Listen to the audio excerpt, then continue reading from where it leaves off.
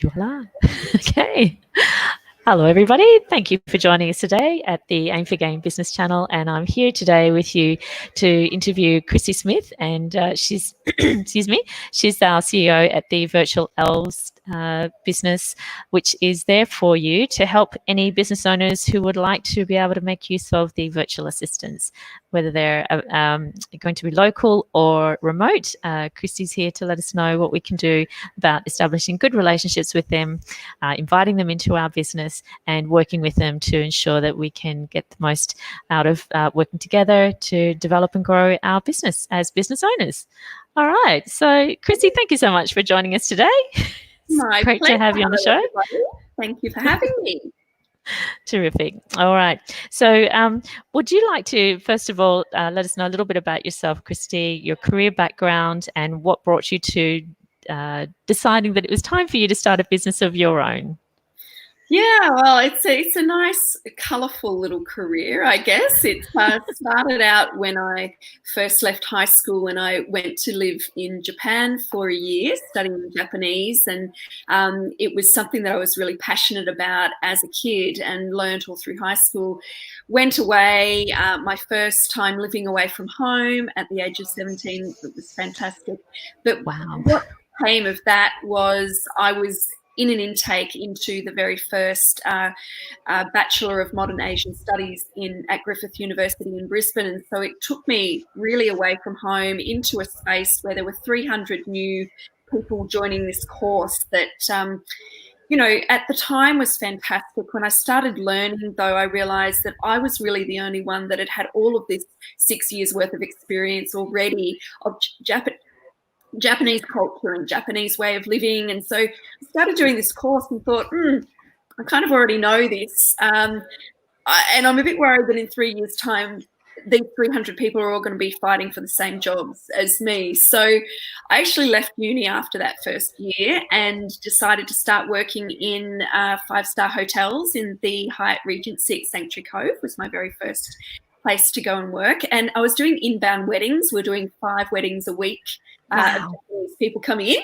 It was quite cool, actually. They'd come in, they'd wear Australian, get dressed into these hired Australian wedding outfits, cut a fake cake, get photos taken at Sanctuary Cove, and then move on their, 5-day whirlwind trip of Australia before they went back home again. So. Wow.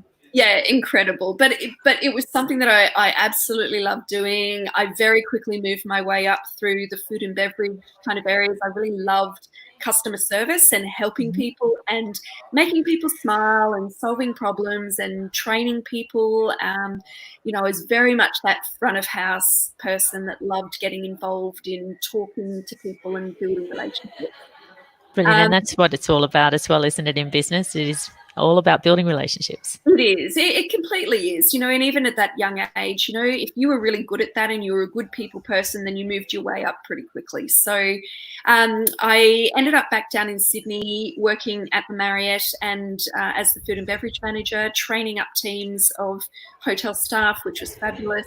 And when the 2000 Olympics came, I had a few things that didn't go very well for me. I had a marriage breakup. I had some mental health problems out of that, and I kind of decided that I didn't want to stay in that environment. It was very fast-paced, and it wasn't serving me at the time. So, after a bit of soul searching and bringing myself back to good health, I decided to start working in a private hospital in Sydney, and it was fabulous. I ran a team of 150 plus people working in administrative roles as the front office manager of the hospital. Mm-hmm. Yeah, and it was there again, that customer service, building teams, strengthening teams, building my own leadership as well, which was amazing. I met my husband, my now husband at that time, and we had 2 beautiful children during working in that hospital. And what was really lovely around that was that my CEO at the time allowed me to do some projects from home. Wow. And so it was there that I kind of realized that there was more than just working in corporate, or there was more than just working that Monday to Friday, 9 to 5 job. I could actually still achieve quite a lot just from working 2 days at home. Wonderful. Yeah, which was fabulous. And it kind of then grew from there into, well, how could I do more of that? What could I do? And how could I support other business owners? I had a couple of friends who were IP lawyers who were really struggling with their admin and booking their trips. You know, they were high flyers, and so they were constantly away booking hotels and flights, and they were struggling. And so I decided at that point, with the assistance of and support of my husband, that I would step out of, you know, working in corporate, and I'd try to build something and see whether it worked. And it did. Great. And so that was how long ago now? 11 years. Wow. So you've been doing this 11 years. Yeah. Yeah. Oh my goodness. Yeah, so, you know, and it's allowed me so much, you know, not just the flexibility, which the reason why I started it was because I had 2 children who were preschool age, and I wanted to be there for them. I wanted to be the mum that was going to every assembly, every sporting event. You know, I was seeing them at every milestone. I didn't want to be the mum that had their kids in childcare from, you know, 7 in the morning until 6 at night, and not being a part of their growing up.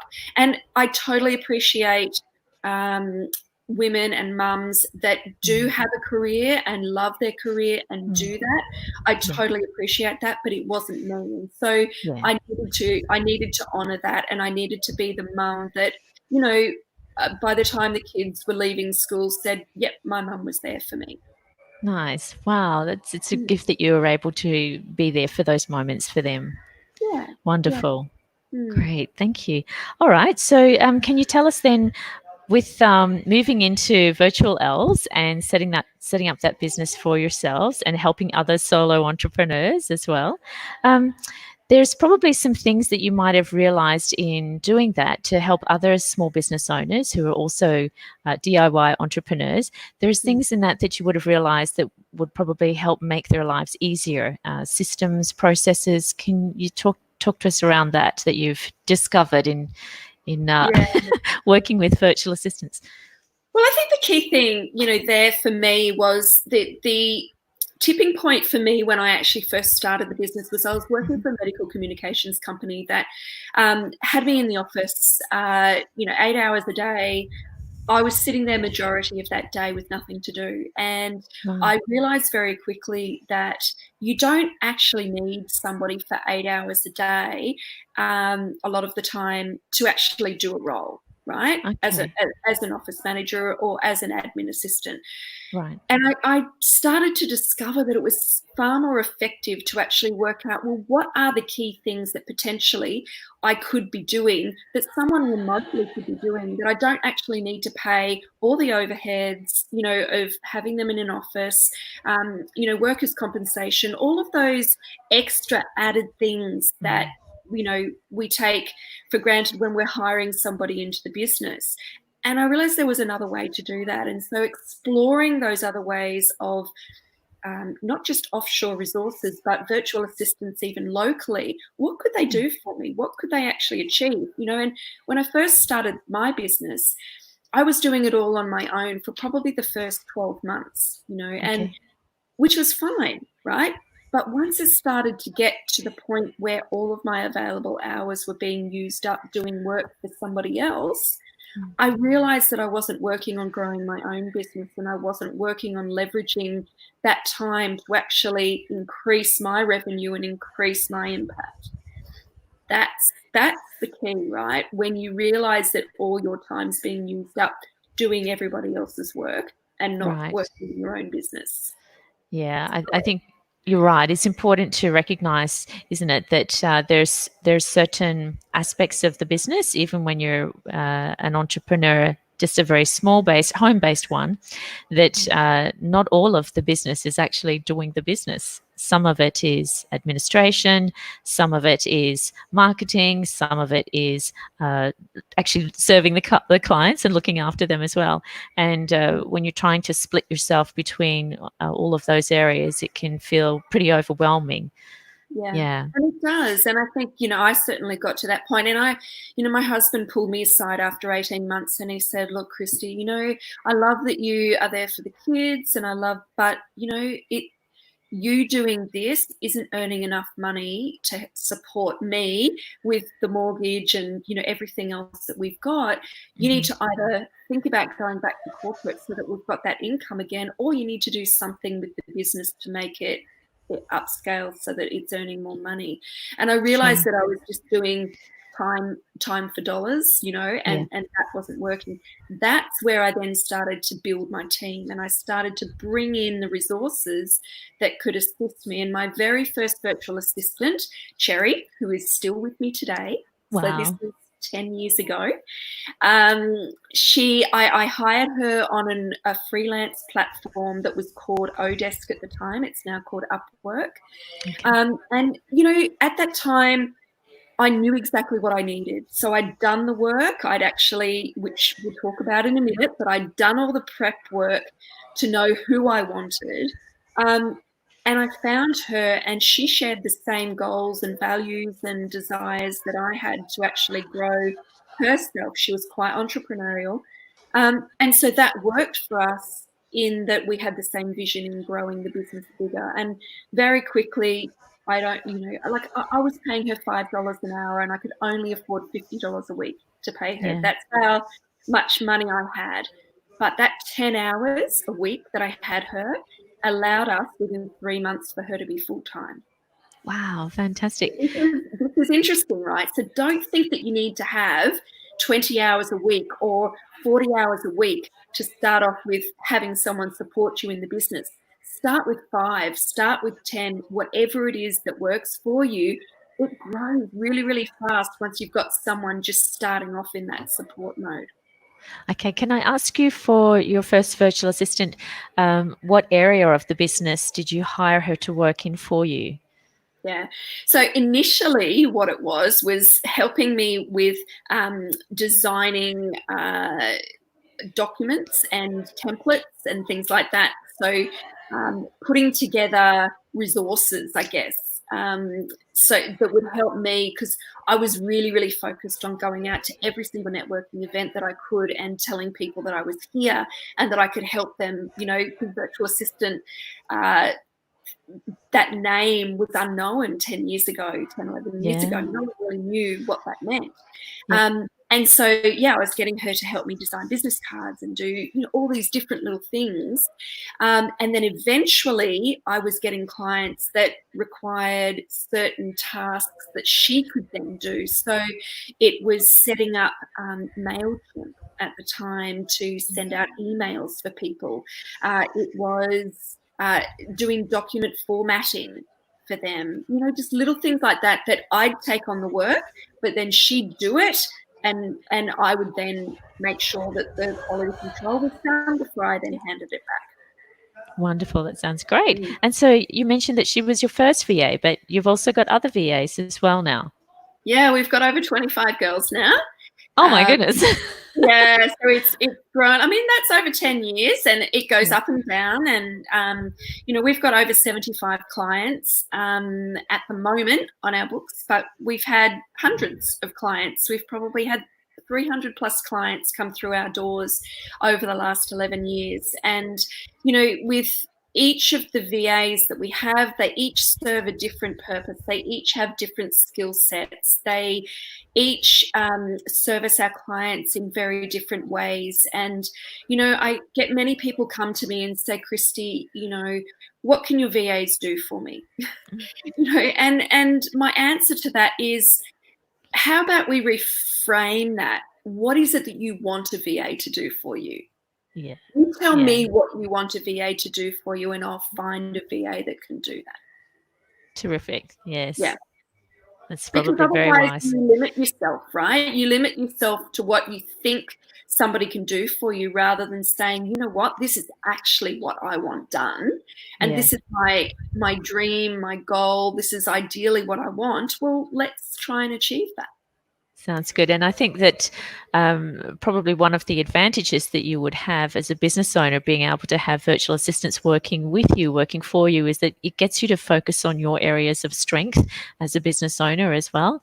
And it's something that I think is important as well, is being able to just focus on those areas that we're best at, allowing us to be able to pass on to others the other things that still need to be tended to as well, that they're hopefully better at as well. Yeah, and I think, you know, when we're talking about the types of services that my business offers, that's definitely one of the core services, because it's really easy to say, I just need a VA, because you think that's what you need, right? You just think you need a VA to take off some of the tasks. But if you haven't thought about what's actually really going on in the business first, that VA may not be the answer. And, you know, we talk about, you know, moving into sort of like what systems and what things that we can do. I've got an acronym that I use that's called SAD, and it sounds terrible, but you're sad when you first start out in the process of, you know, getting overwhelmed in your business, and, you know, you feel like you just don't know what to outsource or what to do next or how to get your systems and processes working for you. Well, SAD kind of helps you. You start with, all right, what's currently happening in the business? Is there a system that I could put in place to actually do what is being done? So is there something, for example, when people ring me and I'm trying to make an appointment to, you know, have a session with them, we go backwards and forwards and backwards and forwards and backwards and forwards. And it takes up so much time, and I've got 30 emails coming in and out, and I just don't have time to manage it. Well, there's actually a system that can do that for you, right? And one of those systems is called Calendly or Acuity, or, you know, there's so many different calendar systems that you can use that integrate with your own calendar. And you can just send someone a link and say, book a time that suits you. Simple as that. You know, That's it. That's great. Systems, you know, systems and having a look at how you work together is going to help with that. And you need to have your systems in place before you think about moving on to working with somebody, either remotely, virtually. You know, if your systems aren't in place and things are a bit of a mess, then how do you expect anybody else to understand what it is that you're trying to achieve and get done? Yeah? For sure. That's a really good point you raised there. And on that note, there's probably some basic systems that most we're talking about online entrepreneurs here, are we? When we're talking about having virtual assistants, yeah. So there's probably some basic systems that most people would want to have in place. Can you let us know what those might be? Yeah, I think they fall into certain categories. And, you know, one of the first categories definitely is sort of communication. Communication is the number one thing that you need to have working really, really well when you're working with somebody that's virtual or remote. And, you know, a lot of the time my clients will say to me, well, Christy, what does the VA use? My suggestion is, how about you set yourself up with what works for you, because the VA is really adaptable and can work with whatever you work with. Mm-hmm. So you need to have it working for you the best. So there's lots of different things. There's Skype. You know, Skype is probably the most universal way for communicating. And not only can you talk face-to-face, you can also instant message, and it's really quick. I love Skype. My whole team, 25 of them, all live remotely from each other. So we don't have office. They're all home-based. But every morning they've got a chat channel. And their chat channel is in their own dialect, and they all sit online and they chat and they talk to each other, and they're totally connected, right? So totally connected. I've got a business that no one actually meets or sees each other, but they can talk to each other and they know each other and they support each other.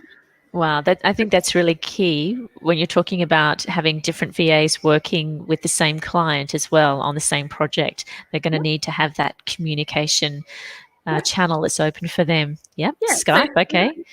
Slack is great. Slack is also another great communication tool. Voxer, WhatsApp. There's just so many out there. You've got to find the one that works for you and that you're happy with.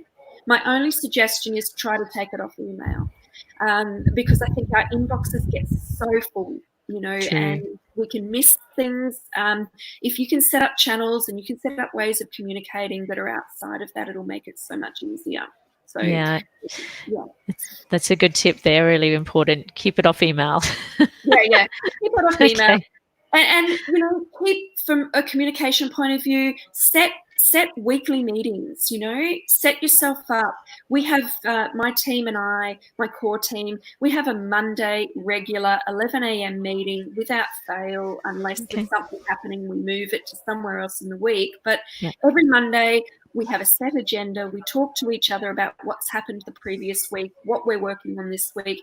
And there's expectations that are set, KPIs that are set, deadlines, all of those sorts of things. So make sure that you've got that in place. Okay, that sounds great. So now you've mentioned it's important to have the right systems for communication. So are there systems for managing projects when we've got VAs all working on, the same or a number of projects? Definitely, there's probably three things: communication, the project management. So using something like Asana, there's Monday, there's Basecamp, there's Trello. Again, there's such a wide range of different systems that you can use, but the key thing there is to make sure that you have one so that you can actually put a project in place and you've got traceable all of the comments and the revisions and everything. You can add files to it, but there's one place where everything is kept. Yes, it sends you email reminders to let you know that something's been done on it, but you can delete that, go to your system and see exactly where you're at with it. It's got milestone tracking, it's got calendar, it's got deadlines. All of those things make managing projects with a virtual team really, really simple, and you want it to be visible and to everybody and shareable. So those cloud-based programs are super important. Make sure that all of your email systems, if you want a VA to manage your emails, are all managed via cloud-based programs that you can share with them and manage with them. All right, terrific. That's important as well there. So those cloud-based programs. And so then are there any other tools or applications that might be important in managing projects and people? Yeah, look, I think definitely managing people. When you're working with a team that is virtual or remote, and you want to make sure that the work that you're setting is actually being done and is above board, you can use time tracking systems. So there's Doctor, there's Hubstaff, there's all sorts of different time tracking systems that you can use so that you're visible, and it also gives the VA a bit of accountability as well, so that's really important. Also, using something like Loom. We've talked about this before, and I love Loom because Loom is one of those things when we talk about processes, everybody gets really nervous about having to write a process. I come from a hospital background, so you can imagine my idea of processes is a ring binder, this big. These days, we can do things via video training. So I highly recommend, if you're already doing a task that you think a VA could take on for you, just use Loom, and you can actually just record a video, send them the link, and then they've got access to your training the way that you want it done. Really great. I'm just wondering, do you think that might be a good place to start when considering something that we're doing on a consistent basis that's repetitive, and we realize that it's something that maybe somebody else could do for us, is that we just record that process, and then that becomes almost like a duplication of what we would do, and then it's also then something when we pass it on that a VA can learn to do as well. So is that the way that you start to hand off things that others can do? Definitely. And I'm actually putting together a training program at the moment that is the 7 steps to outsourcing success. I haven't quite finished it yet, but it'll be up soon. And it takes you through step by step on, basically identifying what it is, what those tasks are first that you can outsource, then using Loom to record the processes as you're doing them, and you can just start to do that one by one. It doesn't need to be in a big chunk. Then putting those into a project management system so that it's ready then to be allocated and assigned to a VA once you bring them on board. It's a process, and once you follow the process, it's really, really simple. And once you do it once and it works for you and you see how exciting it is to have someone that actually gets what you need them to do, and then the next one is just really exciting to do, because you kind of it's almost like this little addiction. You kind of get addicted to going, oh, okay, what can I put on there next? So that's fabulous. Now that you know and you have a system that you can use and a process for doing it, it makes it very easy. Wonderful. Sounds great. All right. Thank you. Now, because I'm also conscious that we'll be working with people remotely when we hire VAs in our business, and we may need to share access for them to be able to get into our accounts to work on projects for us. How do we manage things like security? Yeah, so security is a big one, and just around security, there are tools that you can use to manage that better. So LastPass, I can't remember the name of it, but there's another one as well. But LastPass is probably the most popular, and it just allows you to actually pull all of your logins for applications that you use into it, and then be able to share the access to that without giving away the password to your VA. So you can do that on the free version. It's very simple to do. The only thing that I would say with that is, it's a calculated risk, whatever you do. So you've got to make sure first that the person that you're hiring, you really trust, and you're hiring them from a reputable place, and you're not giving them details that you think are high risk. Don't give them your credit card in the first week. Don't give them, things like that. So it's got to be a calculated risk. Okay. All right. Great. Thank you for that. And now, speaking of risks, on that note, is there anything that we need to be mindful of when it comes to managing people in a team, making sure that we're being responsible for them? Are there any sorts of pitfalls that we need to be considerate and mindful of? Yeah, look, I absolutely think that you need to have a certain mindset before you go into working with a virtual assistant. And that mindset really is going to determine the type of person that you bring on board, and then the following relationship that you have with them. So you need to be stepping into this with that mindset of, I'm hiring a long-term employee into my business that is actually going to be super valuable in helping me grow my business, rather than I'm giving this task to a VA because it annoys me and I'm sick of doing it, and I just want someone to do something that's really mundane and I don't care. I just want it done cheaply.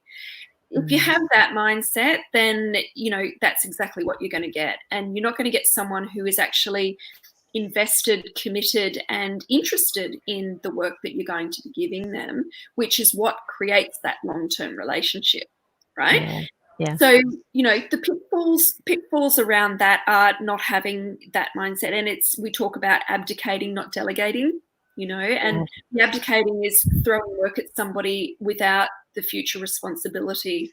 It's giving them a task and expecting that they'll just run with it and do it without you having any form of check-in, responsibility for the outcome, all of that sort of stuff. And it just doesn't work. It just doesn't work if you're not first preparing for success. So preparing that you've got everything in place, that VA is going to have every success. And that means allowing the time to train them.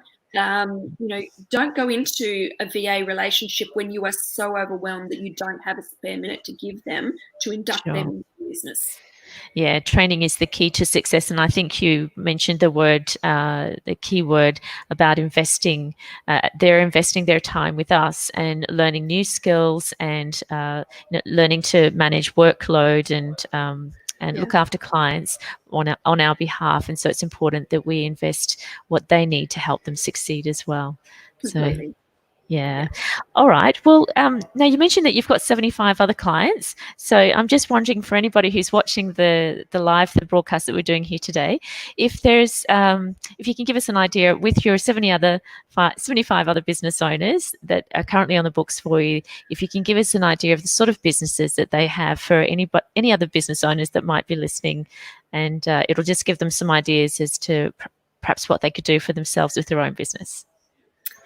Yeah, so look, there's such an array of businesses that we work with, and there's real estate agents, there's mortgage brokers, there's coaches, there's gyms, there's boat building businesses. There's social media marketing agencies, so many different range of businesses, and I think the key thing here is to really, there is nothing that a VA can't do for you that is not online. So obviously there are things that they can't do from a strategic point of view. So if you're a coach and you've got a specific strategic way of dealing with businesses, then they're not going to be able to do your zone of genius work, right? But the other stuff, so all the admin, the work that you do, and I could probably relate this to a client that I brought on yesterday. I think this is a really good segue into that, because she came to me. She runs parenting programs, and super busy, super intelligent, just wants to teach. That's all she wants to do, and it's what she's great at. But she's suddenly gotten so busy and her business has grown so much that leads are coming in left, right, and center, and she's writing them on pieces of paper and losing them and not actually knowing where those leads are anymore, right? So we've got a business here who has grown too big just for her. So she's identified that.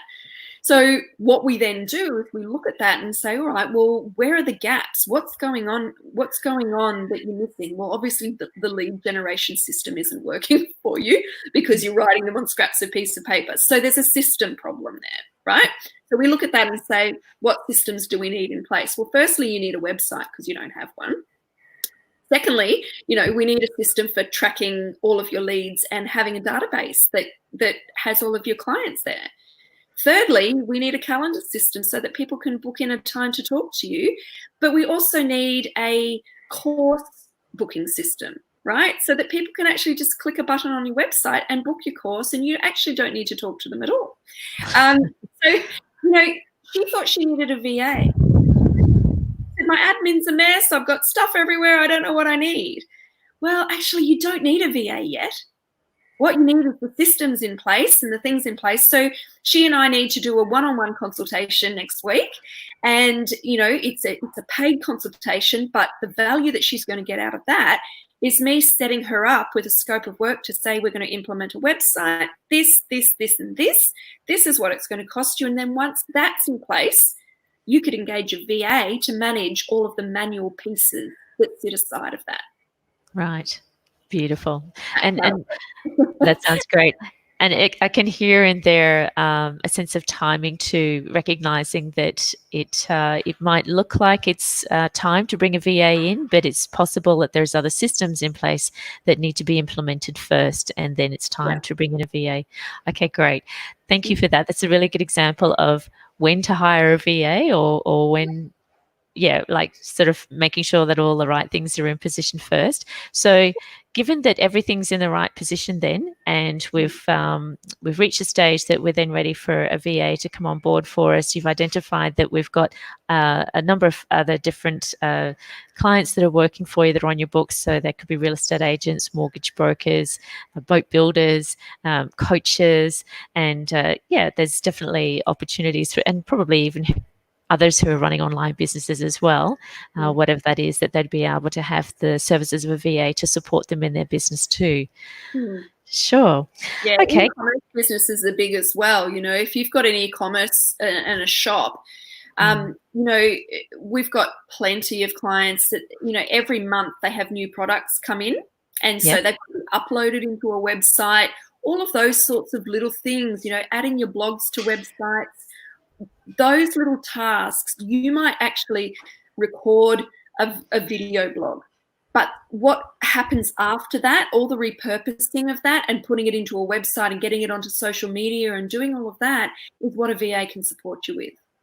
Wow, wonderful. That sounds great. And I guess, and that brings us to the next point about making sure that once we've got, all of those things in place, that we have somebody helping us to manage with the marketing side of it, which is what the VAs come in and they can repurpose whatever it is that we're doing with the videos. And that you mentioned something like that for me before, that's something that VAs can do to help us with as well. Yeah, definitely. Yeah. Okay. Great. All right. Well, look, I think that we've probably come to the end of our time for today's session. Well. We've been flying through. What happens when you just talk and you don't think about the time? There's so much to talk about. That's great. We've covered a lot of ground, and I'm sure that there's a lot more as well. On that note, that there is a download that people can access, and we'll put that in the description as well for the video. And that one is 101 Things a VA Can Do for You. So. Yeah. Is that a checklist that you recommend people to go through? And if there's anything on there that they think it's time or they're unsure, that they can reach out to you? Yeah, it's just a really, really good trigger to get you thinking outside of what you think you need a VA to do for you. It just adds a whole list of other little things that you kind of go, oh, I didn't think about that. Or, okay, yeah, that could be kind of cool, even if you're not doing it. So if you do go to that download, it's fabulous, and, there'll be a couple of little emails that follow on after you download that as well that will give you some more tools and some more things that you can tap into. But, off the back of that, have a look at that, work out some little things. If you think a VA might be right for you, then you can actually go to my website, which, Lara, I believe you'll put into the notes as well. Yep.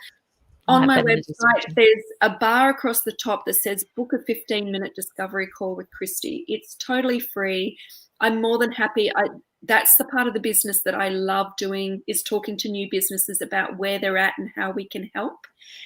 There's no obligation to work with us. It's really just me getting to support you and give you some direction in what might be next for you. Wonderful. Sounds great. All right. Well, look, Christy, thank you so much for your time today. It's been a pleasure to catch up with you. Likewise. And to everybody who's joined us as well on the broadcast live today, thank you for tuning in too. All right. And all the best for the rest of today, and have a fantastic weekend. We'll see you all again soon. Okay. Thank you. Bye for now.